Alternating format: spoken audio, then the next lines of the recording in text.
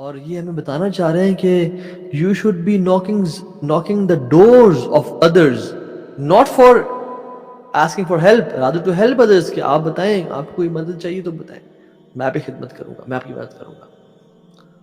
رسول اللہ صلی اللہ علیہ وسلم فرمایا کہ لوگ میرے پاس آتے ہیں مدد کے لیے تو میں کچھ انتظار کرتا ہوں کہ شاید میرے صحابہ میں سے کوئی صحابی کھڑا ہو جائے اور اس کی مدد کرے تاکہ اللہ تعالیٰ اس کے قدموں کو سیکیور کر لیں.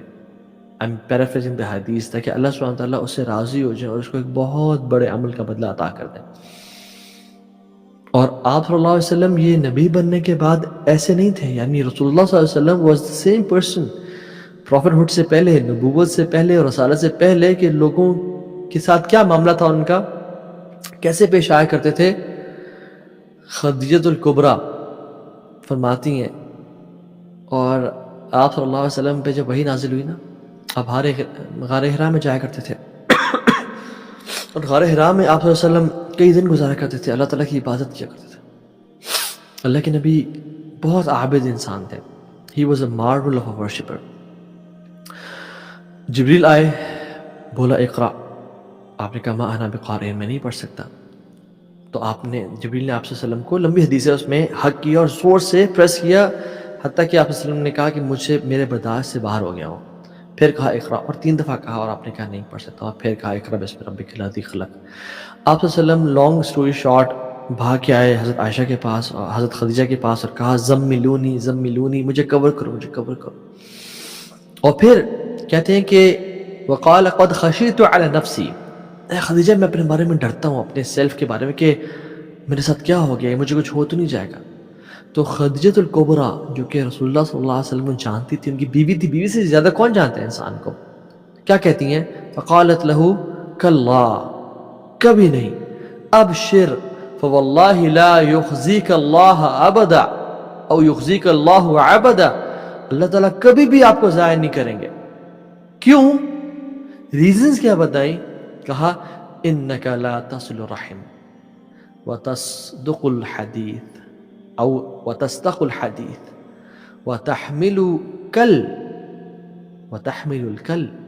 وتقری الضیف وتعین علی نوائب الحق. یعنی حضرت خدیجہ نے آپ کی پرسنالٹی کو ڈیفائن کر دیا کہ آپ ہیں کس طرح کے. کہتی ہیں کہ نہیں، اللہ تعالیٰ کبھی ضائع نہیں کریں گے آپ کو. کیوں؟ Because you keep good relations with your کith اینڈ کن. آپ اپنے رشتہ داروں کے ساتھ بڑا اچھا معاملہ اختیار کرتے ہیں، آپ غرباء کی مدد کرتے ہیں، آپ مسکینوں کا خیال رکھتے ہیں، آپ اپنے گیسٹ کو بڑے جنرسلی سرو کرتے ہیں، ان کا بڑا خیال رکھتے ہیں، اور ان کی اسسٹ کرتے ہیں اور مدد کرتے ہیں جو لوگ مصیبت اور مشکلات میں ہوتے ہیں. حضرت خدیجہ نے یہ نہیں کہا رضی اللہ تعالی عنہا کہ آپ نمازیں بہت پڑھتے ہیں، آپ اللہ کا ذکر بڑا کرتے ہیں، آپ ہار میں جا کے تھنکنگ اینڈ پونڈرنگ بہت کرتے ہیں، آپ صدقہ بہت دیتے ہیں.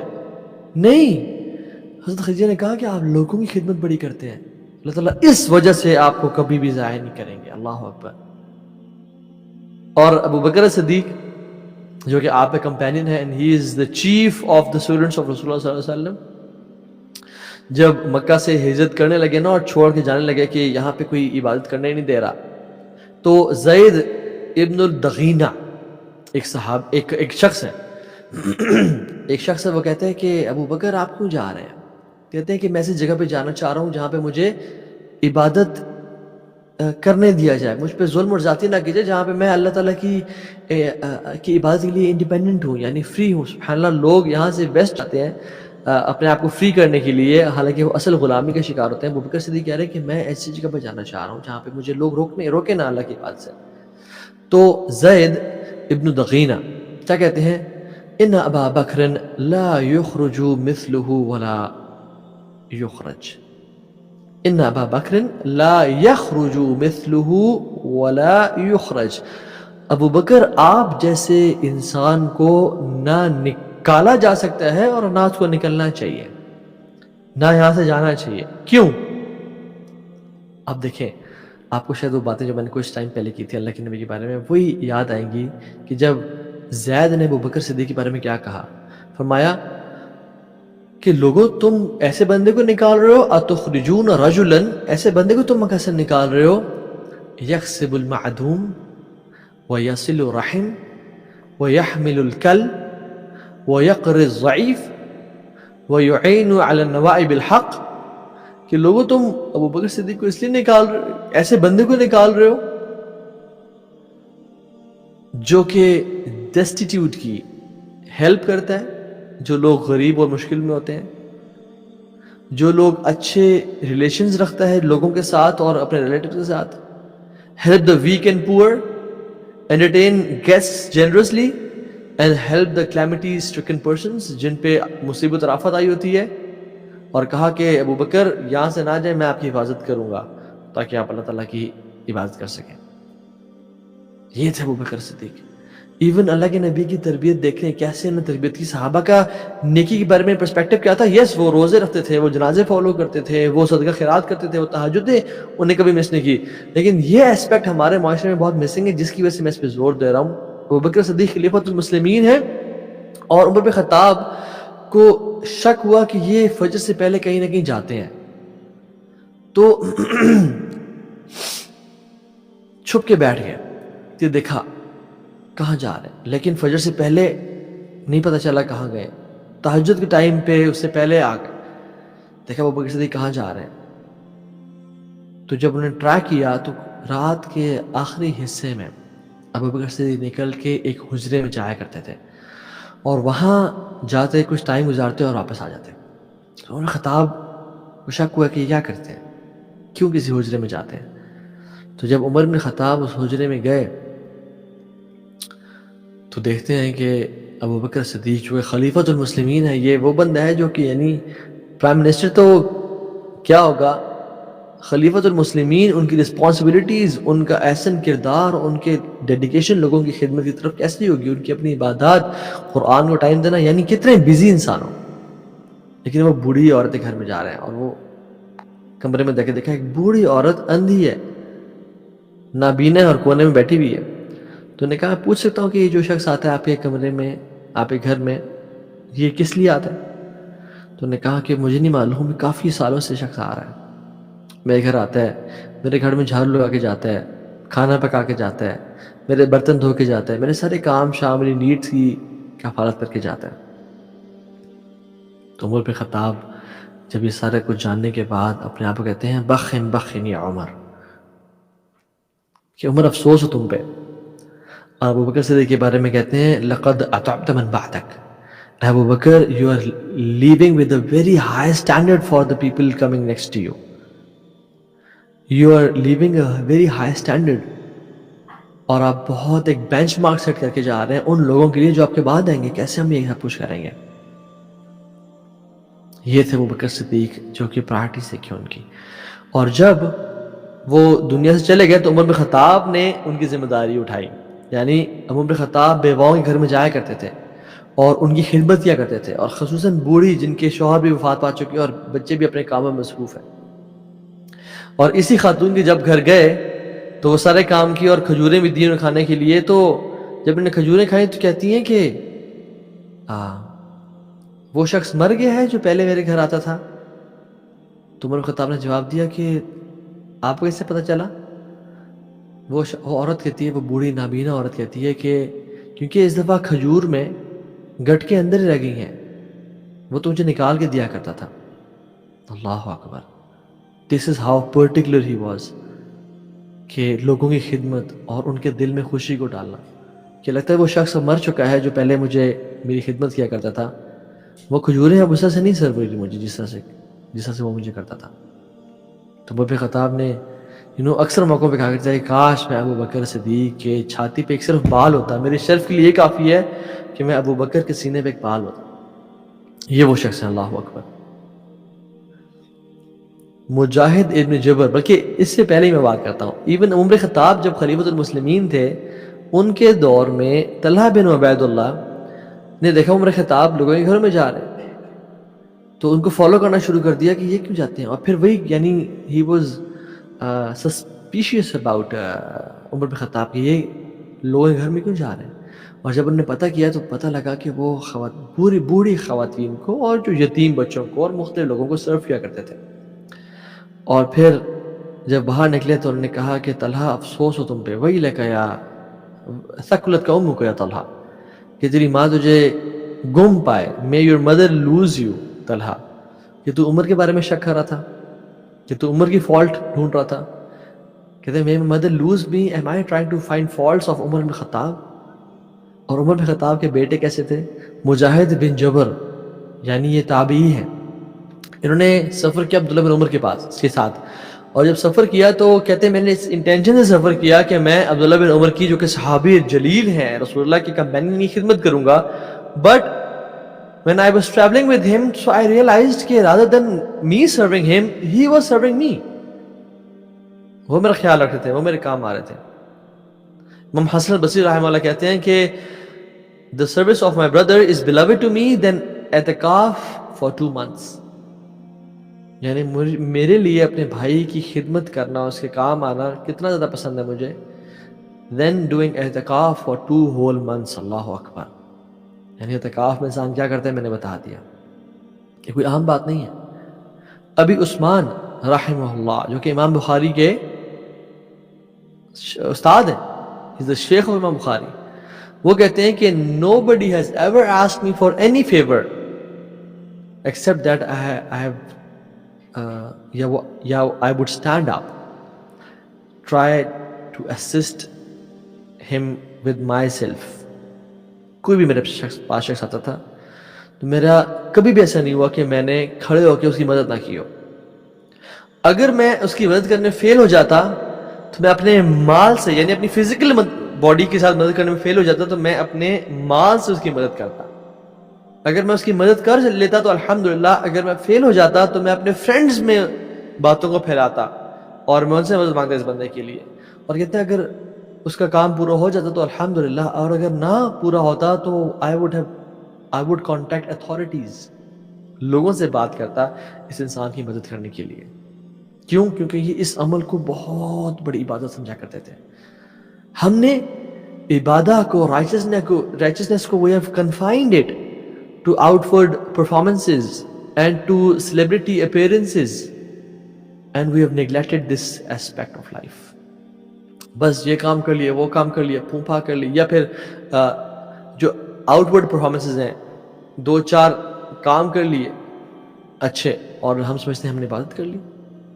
نہیں، وہ بھی ہے، نمازیں پڑھنا بھی ہے، صدقہ خیرات کرنا بھی ہے، اللہ سے پرائیویٹ میں دعائیں کرنا بھی ہے، وہ سب کا جس سے ہم بات کافی کر چکے، لیکن we have neglected this aspect. اور آپ دیکھ لیں جو پاکستان میں مری میں کچھ دن پہلے ہوا ہے، آپ کو مسلمانوں کے عبادات کی ڈیفینیشن سمجھ آ جائے گی کہ ہم نمازیں تو پڑھنے جاتے ہیں لیکن وہاں پہ بچے اور بوڑھے اور خواتین بھوکے مر رہے تھے اور ان کے لیے پانی پینے کو نہیں تھا. اور وہ رومز جو کہ 15,000-20,000 کے تھے ان کو 50,000 روپے کا چارج کیا گیا، رائٹ، 50,000 روپیز. سبحان اللہ.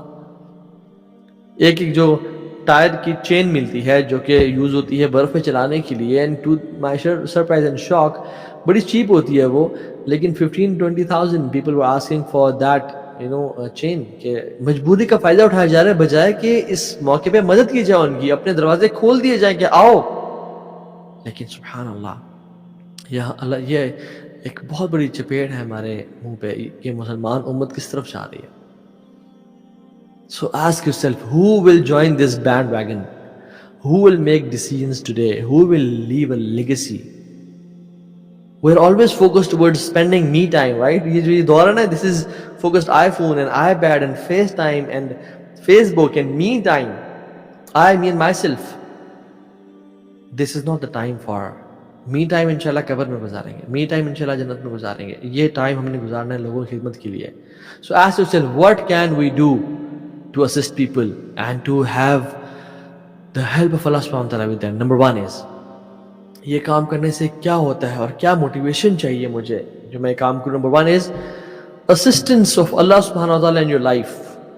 یاد رکھیں آپ لوگوں کی مدد کریں گے تو اللہ آپ کی مدد میں لگ جائے گا. اللہ اکبر. اللہ رب العالمین، آسمان اور زمینوں کا مالک، ہر چیز اس کے قبضہ قدرت میں ہے، وہ ہماری مدد کرے گا. امیجن ہمارا کیا بنے گا جب اللہ ہماری مدد میں لگ جائے. تو پھر کون ہے جو مشکل میں ڈال دے ہمیں، پھر کون ہے جو مصیبتوں میں ڈال دے ہمیں. واللہ this is enough to end a lecture on this point کہ Allah will help you in your life if you will help people. اگر ہم اس پوائنٹ پہ ختم کر دیں تو our lecture is over. But I'll try to explain کہ کیسے ہوتا ہے. حضرت ابو ہریرہ روایت کرتے ہیں، صحیح مسلم کی حدیث ہے، اللہ تعالیٰ اللہ کے نبی صلی اللہ علیہ وسلم فرمایا کہ واللہ فی عون العبد ما کان العبد فی عون اخیہ، کہ اللہ سبحانہ وتعالیٰ will aid his slave so long as he aids his brother. اللہ تعالیٰ اپنے بندے کی مدد میں لگ جاتے ہیں جب تک اپنے بھائی کی مدد میں وہ لگا رہتا ہے. So one of the techniques to deal with problems in our life is آپ کو فائنینشیل اسٹرگل کا سامنا کرنا پڑا ہے، آپ کو کسی بھی مصیبت مشکل کا سامنا کرنا پڑا ہے، ہیلتھ کرائسس ہے، ٹاکسک ریلیشن شپس ہیں، کوئی بھی مسئلہ ہے گھر میں، لڑائی بہت ہو رہی ہے، مینٹل النس ہے، ڈپریشن ہے، انزائٹی ہے، کوئی بھی آپ کو ایشو ہے لائف میں، بجائے کہ صرف اپنی می ٹائم میں گزارنا شروع ہو جائیں، ٹرائی ٹو ہیلپ پیپل. اللہ اکبر، ٹرائی ٹو ہیلپ پیپل. اور دیکھیں پھر اللہ تعالیٰ آپ کی مدد کس طرح کرتے ہیں. قال ابن عباس رضی اللہ تعالیٰ عنہما کہتے ہیں صاحب المعروف لا یقع فإن وقع وجد متکن او وجد متکئن. آپ نے فرمایا عبداللہ ابن عباس نے کہ those who do good to others will never fall. جو لوگوں سے بھلائی کرتے ہیں کبھی نہیں کرتے وہ. If they do they'll find something to lean on. اگر وہ گر جائیں they have support, they have assistance, they find something جس پہ وہ ٹیک لگا سکیں. اللہ تعالیٰ کو اکیلا کبھی نہیں چھوڑتا. And the opposite is true as well. جو لوگوں کی خدمت نہیں کرتے وہ گرتے بھی ہیں، اور ایسا گرتے ہیں کہ پھر کبھی منہ اٹھا کے نہیں جی سکتے. وہ تھک جاتے ہیں اپنی زندگی میں اور ان کا نفس ان کو تھکا دیتا ہے. ایک اور حدیث میں رسول اللہ صلی اللہ علیہ وسلم نے کہ من واللہ اللہ عز وجل شیئا من امر المسلمین فاحتجب دون حاجاتهم وخلتهم وفقرهم احتجب اللہ عنہ دون حاجاته وخلته وفقره. اللہ مستعان. اللہ تعالیٰ کے نبی صلی اللہ علیہ وسلم نے کہ اللہ سبحانہ وتعالی if Allah subhanahu wa ta'ala puts anyone in a position of authority over the affairs of Muslims, ٹھیک ہے, and he secludes himself from them, not fulfilling their needs and wants and poverty, Allah subhanahu wa ta'ala will keep him away from him, yani will keep himself away from him, not fulfilling his needs and want and poverty. Allahu Akbar.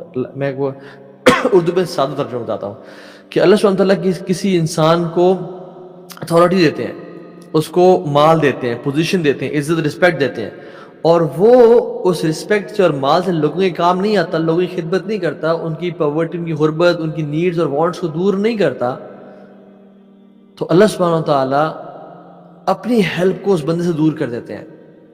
پھر اس بندے کی needs اور wants ختم نہیں ہوتی, پھر اس بندے کی غربت کبھی ختم نہیں ہوتی. اللہ اکبر, how amazing is this point. Number 2, second point, to motivate ourselves to help others is you want to prolong the blessings. ہر بندہ چاہتا ہے کہ میرے پاس جو صحت ہے ہمیشہ رہے, جو مال ہے ہمیشہ رہے, جو غنا ہے وہ ہمیشہ رہے, جو ٹائم ہے ہمیشہ رہے. یاد رکھیں نعمتیں زوال کا شکار ہو جاتی ہیں, ڈیٹوریٹ ہوتی ہیں, لیکن جو شخص چاہتا ہے کہ ساری زندگی یہ نعمتیں اس کے ساتھ رہیں, میں آپ کو حدیث کی سمری بتاتا ہوں. اللہ سبحانہ تعالیٰ, اللہ کی فرمایا کہ اللہ سبحانہ تعالیٰ کچھ لوگوں کو اسپیشل بلیسنگز دیتے ہیں, یعنی مال دیا, صحت دی, کانٹیکٹس دیے, اتھارٹی دی, کچھ ایسی چیزیں دی جو لوگوں کے پاس نہیں تھیں, تاکہ وہ لوگوں کو بینیفٹ پہنچائیں. اور جب تک وہ لوگوں کو بینیفٹ پہنچاتے رہتے ہیں اللہ ان کو عطا کرتے رہتے ہیں. لیکن جس دن وہ رک جاتے ہیں اور سیلفش ہو جاتے ہیں اور لوگوں کو اس مال سے صدقہ خیرات نہیں کرتے اور کفالت نہیں کرتے اور ماں باپ پہ خرچ نہیں کرتے اور اپنے ماتحت لوگوں پہ خرچ نہیں کرتے اور مساجد پہ خرچ نہیں کرتے یا بیواؤں پہ اور یتیموں پہ خرچ نہیں کرتے, یا مسلمان کے دل میں سرور کو اور خوشی کو نہیں ڈالتے اور رک جاتے ہیں کہ میں اور میرا مال اور میری اولاد اللہ سبحانہ تعالیٰ ان سے وہ نعمتیں چھین لیتا ہے اور دوسرے لوگوں کو دے دیتا ہے جو لوگ لوگوں پہ خرچ کرتے ہیں اور لوگوں کی مدد کرتے ہیں. اللہ اکبر. It's not just about money. It's about how you use your contacts, how you put a smile on others' face, how you give time to others. کوئی بیمار ہے اس کی عیادت کرنے کے لیے کیا پیسے لگتے ہیں؟ کوئی مصیبت میں ہے تو اس کی بات سننا اور اس کو اچھا مشورہ دینے کے لیے پیسے لگتے ہیں. یا آپ نے کسی ایک دو کانٹیکٹس کو کال کر کے کہنا یار اس کی مدد کر دو, اس میں کیا لگتا ہے؟ Just a phone call. Help others, live for others. یہ اللہ کے نبی نے ہمیں دیے گئے ہیں. تیسرا پوائنٹ امپورٹنٹ کہ یہ جو لوگ لوگوں کی مدد کرتے ہیں نا, یہ اللہ کے چوزن لوگ ہوتے ہیں. یہ اللہ تعالیٰ ان کو نا چن لیتا ہے. یہ وہ لوگ ہیں جو اللہ تعالیٰ نے پک اینڈ چوز کیے ہوتے ہیں. اللہ سبحانہ تعالیٰ بلکہ رسول اللہ صلی اللہ علیہ وسلم نے فرمایا کہ ان من الناس مفاتیح للخیر مغالق للشر. لوگوں میں سے کچھ ایسے لوگ ہیں جو خیر کے دروازے ہیں اور شر ان تک پہنچتا نہیں ہے, یعنی شر کے دروازے ان پہ بند ہیں. وَإِنَّ مِنَ النَّاسِ مَفَاتِيحَ لِلشَّرِّ وَمَغَالِقَ لِلْخَيْرِ. اور لوگوں میں سے کچھ ایسے لوگ ہیں جو شر کے دروازے ہیں اور خیر ان تک پہنچتے نہیں ہیں. فَطُوبَى لِمَنْ جَعَلَ اللَّهُ مَفَاتِيحَ لِلْخَيْرِ. وہ خوشیاں منائے جو خیر کے دروازے ہیں, لوگوں کو خیر پہنچاتے ہیں. عَلَى يَدَيْهِ, اللہ ان کے ہاتھوں سے لوگوں تک خیر پہنچا رہا ہے. وَوَيْلٌ لِمَنْ جَعَلَ اللَّهُ مَفَاتِيحَ لِلشَّرِّ عَلَى يَدَيْهِ. اور وہ لوگ ان کے لیے جہنم کی وادی ہے اور بری نیوز ہے اور ان کے لیے ٹارچر اور عذاب ہے. وہ شخص جو کہ شر کے دروازے ہیں, لوگوں تک شر تک پہنچاتے ہیں اور خیر سے لوگوں کو محروم رکھتے ہیں. Some people open the door of good and close the door of evil, and some people open the door of evil and close the door of good.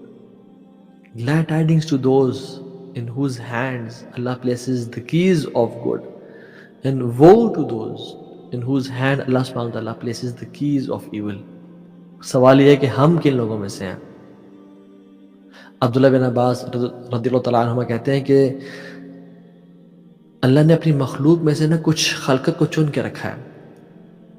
وہ خلقت وہ ہے جو اللہ کے بندوں کے کام آتی ہے, اور ان کی خدمت کی وجہ سے اللہ سبحانہ تعالیٰ ان کو جہنم کے عذاب سے بچا کے رکھیں گے. میں اور آپ کن لوگوں میں سے ہیں؟ And again I said, money isn't the only solution. Time, smile, contacts. اور یہاں پہ میں ایک ڈسکلیمر بھی دینا چاہتا ہوں, یہ کہ آئیڈینٹیفائی دا نیڈی پیپل جو آپ سمجھتے ہیں. یعنی I'm not saying کہ بالکل انٹیلیجنس اور ایجنسی بن جائے کہ مجھے جب تک پورا پتہ نہیں چل جائے گا کہ یہ حقدار ہے تو میں اس کی مدد نہیں کروں گا. ایسے لوگوں میں سے مسلمانوں کو نہیں ہونا چاہیے کہ بالکل نیٹی گریٹیز میں چلے جانا. ہاں, پروفیشنلز کو نہ دیں.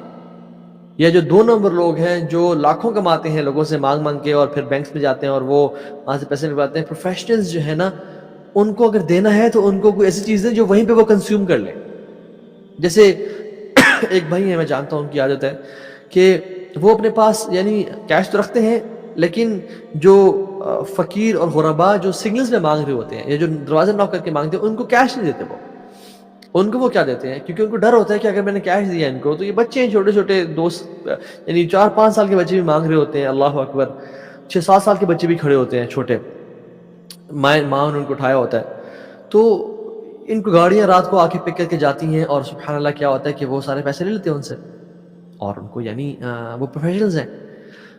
تو اب ان تک تو ہم نے خیر کو نہیں روکنا نا, یعنی ان کو بھی کچھ نہ کچھ دینا ہے. تو دے ہیو یعنی ڈیٹس, کھجور اپنے پیکٹس اپنے پاس ڈیش میں رکھی ہوتی ہیں, یا کیلے رکھے ہوتے ہیں اپنے پاس, بیناناز یا کوئی بھی فروٹس, وہ ان کو دیتے ہیں اس ٹائم اسمائل کر کے, سلام کر کے, ان کو اچھی بات بھی سکھا دیتے ہیں اور ان کو وہ دیتے ہیں تاکہ وہ اس ٹائم اس کو کنزیوم کر لیں اور اس سے فائدہ اٹھا لیں, بجائے کہ لوگ آ کے چھین کے چلے جائیں اور مافیاز آ کے ان سے لوگ لے جائیں.